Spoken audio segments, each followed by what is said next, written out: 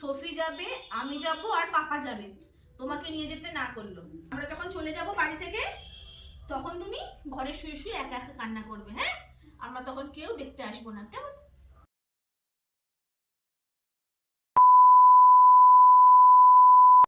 ও 6টা বেজে গেছে। দেখি পাপা তো ফোন করেছিল, বললো যে আমাদের রেডি হয়ে থাকতে, আমরা নাকি জুতে যাব, চিড়িয়াখানায় যাব। সফি আয়, জামা পরবি, আয়, রেডি হবি তো? পাপা এক্ষুনি ফোন করলো, তাড়াতাড়ি আয়। পাপা কোন আসবে তো? পাপা কোথায় যাবে? আমি কোথায় যাব? একসাথে যাব। আসবে না, তুমি কোথায় নে? মা যাবে, মা তোমার সাথে একটা কথা আছে, তুমি এখানে বসো, একটা তোমার সাথে কথা আছে, আমি কথাটা বলছি, ভালো করে শোনো। শুনছো? পাপা এইমাত্র ফোন করেছিল, বললো যে আমরা কালকে